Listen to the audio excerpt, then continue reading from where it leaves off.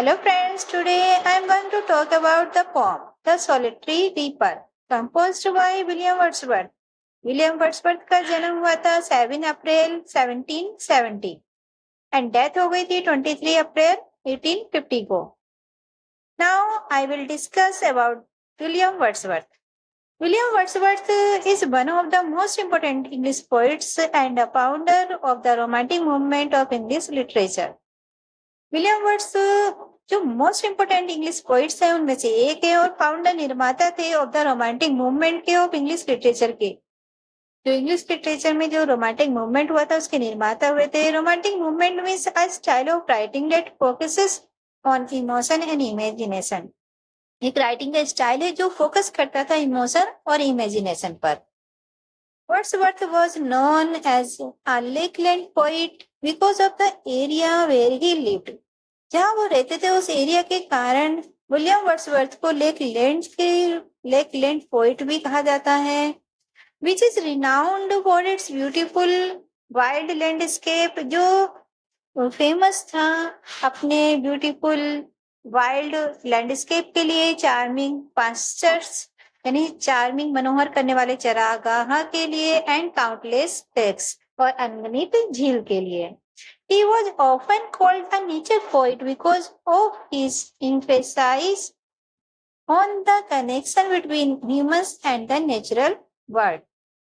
वह कहे जाते हैं नेचर पोइट क्योंकि वो जोर डालते हैं कनेक्शन पर between humans and natural world, यानी जो प्राकृतिक संसार और मानव के बीच में जो कनेक्शन है उस पर वो जोर डालते हैं. अधिकतर पोएम वो नेचर और ह्यूमन के बीच जो कनेक्शन है उसके ऊपर लिखते हैं.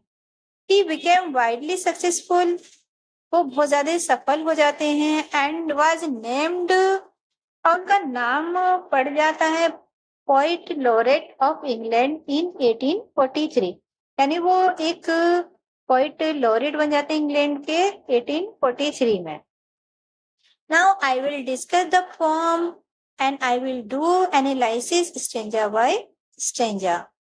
Stanza first. Behold her single in the field, yon solitary highland lass. देखो, उसे देखो. सिंगल इन द फील्ड, वह मैदान में सिंगल है, अकेली है. योन सोलिटरी हाईलैंड लास. सोलिटरी एक अकेली, एकांत में. हाईलैंड लास, वह लास मीन्स लड़की, वह लड़की हाईलैंड में रहने वाली वह लड़की अकेली है. Reaping and singing by herself, stop hair और gently pass.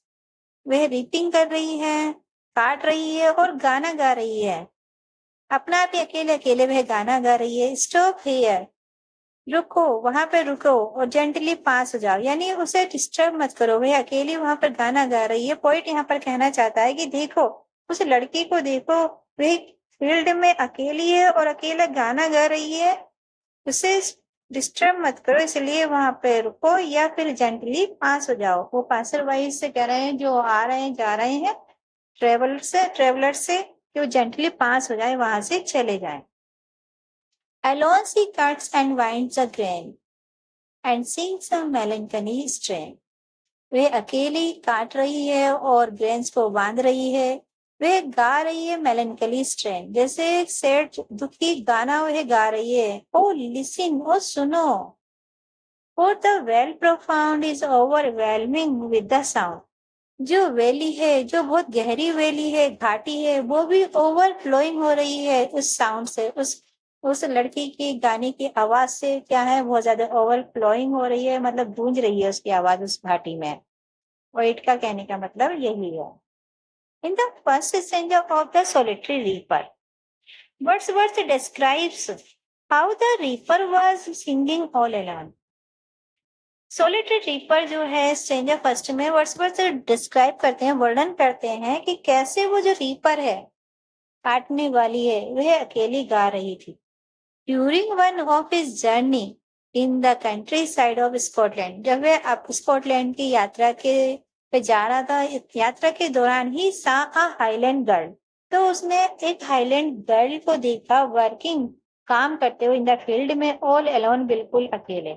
She had no one to help her out in the field. उसके पास कोई भी नहीं था जो उसकी सहायता करे उस फील्ड में. So she was singing to herself. इसलिए वह अपने आप में ही गाना गा रही थी. She was singing without knowing. वह गाना गा रही थी बिना नोटिस किए, यानी बिना जाने that someone was listening to her song. उसे नहीं पता था कि कोई उसका गाना सुन रहा था. The poet doesn't want to disturb her solitude. Poet नहीं चाहता था उसके एकांत को डिस्टर्ब करना. So he request the passerby go without disturbing her. इसलिए वह प्रार्थना करता है आने जाने वालों से कि वो बिना डिस्टर्ब किए वहां से पास हो जाए.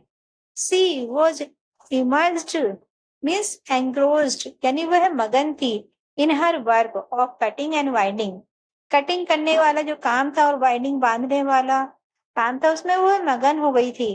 while singing a melancholy song. दुख से भरे गाने को गाकर. For the poet के लिए he is so struck by the sad beauty of her song. वह स्टक हो जाता है, बहुत ज्यादा मतलब सरप्राइज हो जाता है उस सैड ब्यूटी को देखकर, उसके गाने को सुनकर. That the whole valley seems, कि पूरी जो घाटी है वह क्या लगती है, ओवरफ्लो हो जाती है विद इट्स साउंड. उसकी आवाज से ओवरफ्लो हो जाती है, गूंज जाती है. Now I will discuss the second stanza. No nightingale did ever chant more welcome notes to weary van. कोई भी नाइटिंगेल इतना अच्छा गाना नहीं गा सकती, इतना चार्मिंग गाना नहीं गा सकती, इतना मेलोडियस गाना नहीं गा सकती. More welcome notes to weary van of travellers in some shady हॉर्न. जो ट्रेवलर्स होते हैं, जो सैडी हॉन्ट यानी जो छाया वाले स्थान होते हैं, वहां पर रुक जाते हैं थक कर, वो भी उसके नोट्स को वेलकम कर रहे हैं, उसके गाने को सुन रहे हैं. तो नाइटिंगेल भी मतलब इतना अच्छा गाना नहीं गा रही है जितना कि वह लड़की गा रही है. अमंग अरेबियन सैंड्स, अरेबियन रेत में, अरेबियन रेगिस्तान के बीच में जो सैड से भरे हुए स्थान होते हैं, जो वहां पर ट्रेवलर्स थक कर बैठ जाते हैं, तो वो भी उसके नोट्स को वेलकम कर रहे हैं, उसके गाने को सुन रहे हैं. तो नाइटिंगेल भी क्या है, उससे ज्यादा अच्छा गाना नहीं गा रही है. A voice so thrilling never was heard in spring time from the cuckoo bird.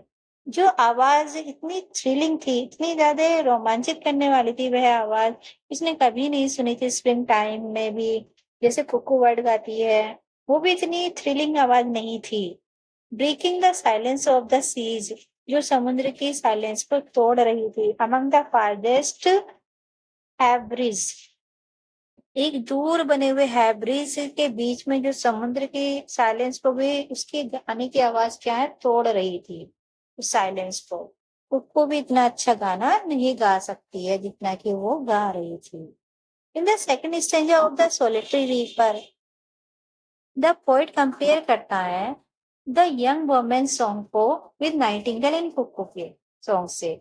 The most celebrated words, Nightingale और कुक्कू क्या है, बहुत ज्यादा सेलिब्रेटेड वर्ड्स हैं बाय द राइटर्स और पोइट्स के द्वारा.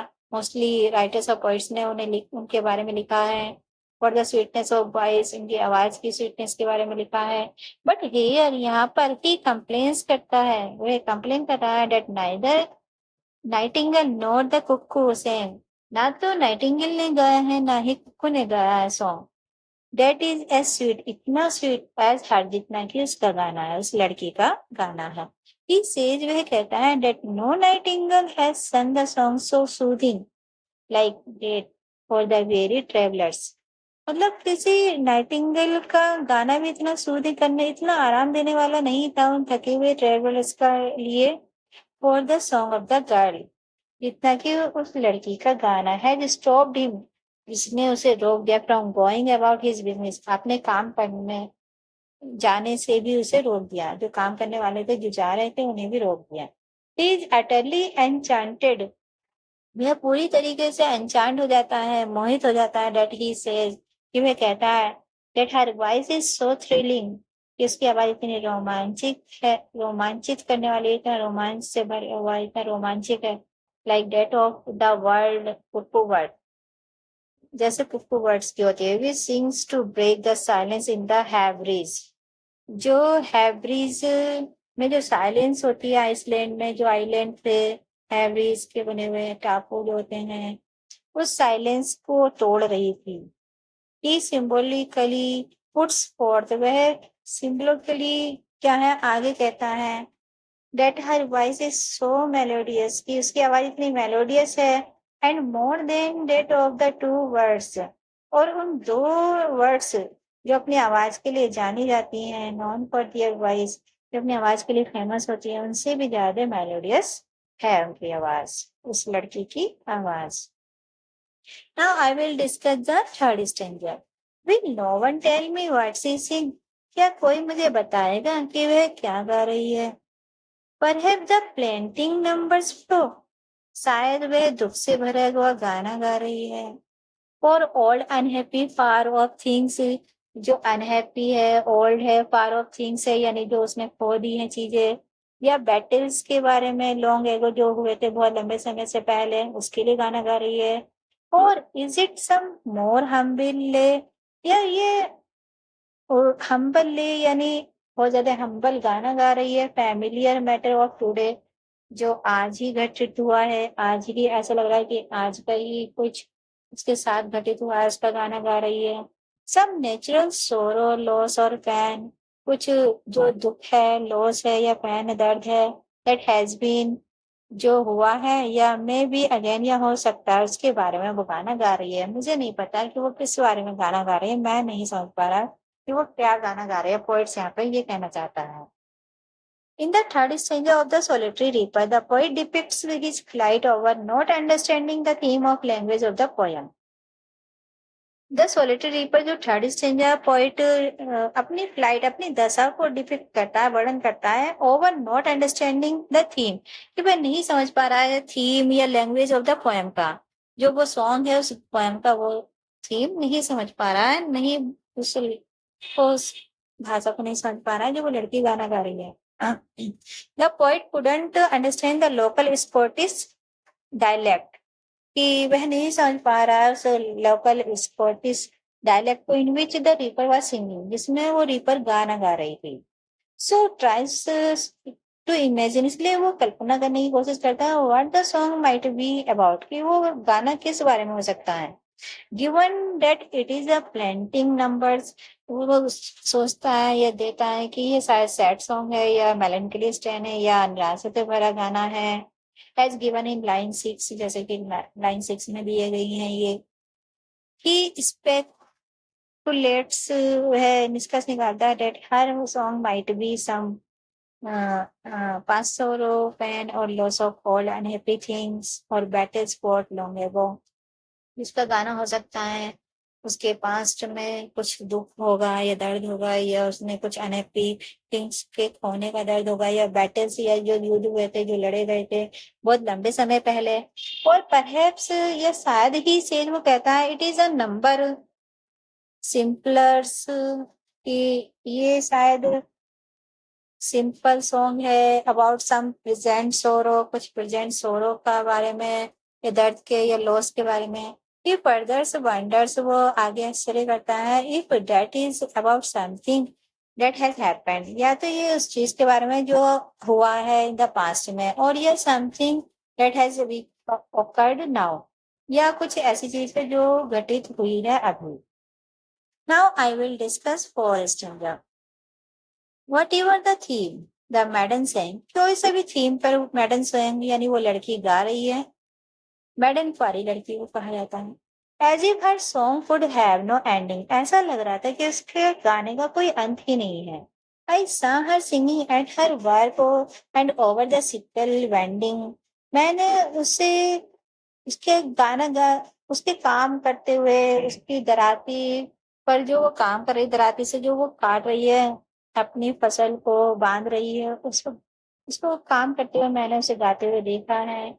आई लिसन, मैंने सुना है। मोशनलेस, मैंने उसके गाने को जब सुना तो मोशनलेस हो गया, यानी गतिहीन हो गया। एंड स्टिल, मैं बिल्कुल शांत हो गया, वहां पर स्थिर हो गया। And as I mounted up the hill, और जैसे ही मैं उस स्थान से आगे बढ़ा, उस हिल से आगे बढ़ा, the music in my heart I bore, तो मेरे हार्ट में वो म्यूजिक बस गया। Long after it was heard no more, जो मैंने लंबे समय पहले सुना था वो अभी भी मुझे याद आ रहा है। पोएट का कहने का मतलब यही है।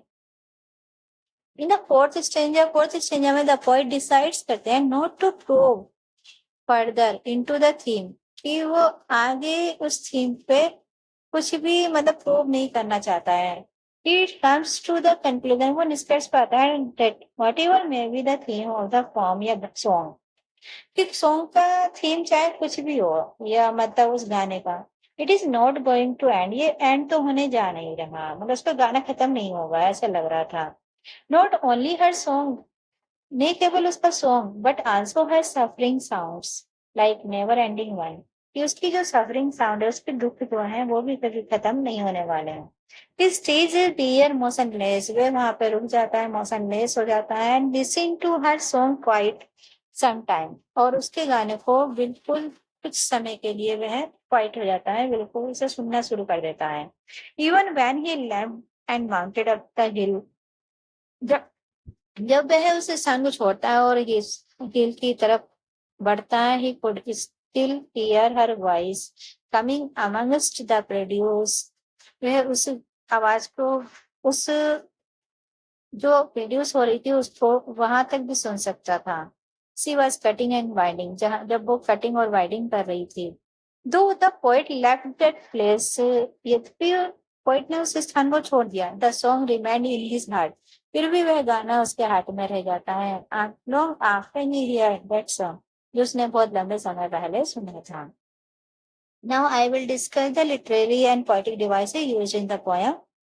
Rhyme scheme, the poem's 32 lines are equally distributed among the four stanzas. 32 lines है और 4 स्टेंजा में ये डिस्ट्रीब्यूटेड है। Each stanza follows the rhyme scheme A B A B C C D D. Apostrophe use हुआ है। The poem The Solitary Reaper begins with an apostrophe. एक apostrophe से शुरू होती है ये poem solitary reaper before. देखो, where the poet addresses the unknown passerby, जहां पोएट क्या है एक अननोन पासरबाई को एड्रेस करता है। He uses it again in the 7th line, वह दोबारा से 7th लाइन में इसको यूज करता है। और listen telling them how the valley is filled with the sound of her, उन्हें बताता है कि कैसे वो घाटी भर गई है उसकी गाने से, उसकी आवाज से।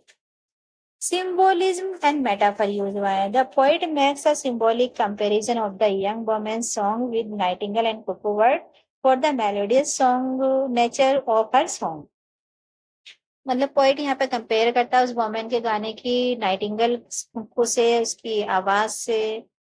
But it turns out to be hyperbole, किंतु ये हाइपरबोल पे चला जाता है। For he exaggerated that her song is better than their, कि वो बड़ा चढ़ा के कहता है कि उसका सॉन्ग तो इससे भी ज्यादा है, उनकी उनकी आवाज से भी अच्छा है नाइटिंगेल कोको की। The poet very much captivated bye her song, की वो बिल्कुल गिरफ्तार हो जाता है, कैप्टिवेट हो जाता है, मंत्रमुग्ध हो जाता है उसके गाने से। That the valley is overflowing with the sound, की वो घाटी भी क्या है उसकी आवाज से भर जाती है। Again he says that the song looked like a never ending as her sorrows, दोबारा से वो कहता है उसका गाना नेवर एंडिंग, कभी भी खत्म होने वाला लग रहा था जैसे कि उसके दुख। रिटोरिक क्वेश्चन भी इसमें यूज हुआ है, जैसे the rhetorical question haves to make the point clear, rhetoric question भी यहाँ पे पॉइंट को क्लियर करने के लिए हेल्प करता है। फॉर एग्जाम्पल वर्ड्स पर यूज करते हैं, will no one tell me what she sing, क्या कोई मुझे नहीं बताएगा कि वो क्या गाना गा रही है, क्या गा रही है। That has been and may be again, जो हो सकता है या हुआ है। And familiar matter of today, या आज का मैटर है।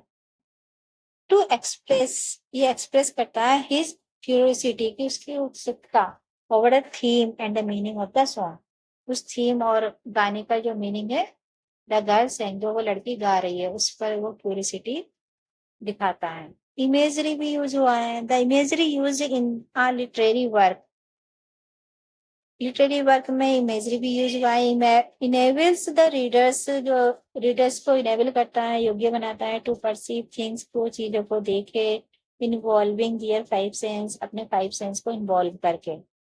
For example, reaping and singing by herself, I saw her singing at her work. And more welcome notes to very events. Give a pictorial description. तो ये एक pictorial description देता है, ये जो दोनों lines हैं, of the young woman के at work पर। He makes the readers visualize, वह readers को visualize करवाता है, मतलब ऐसा लगता है जैसे कोई सीन क्रिएट हो गया है। What he has seen, जो उसने देखा है, and how he left, और कैसे वो छोड़ दिया था उसने गाने को, उस स्थान को छोड़ा था, तब भी उसने उस गाने को महसूस किया था। तो वो उस सीन को क्रिएट करता है पोएट। Thank you.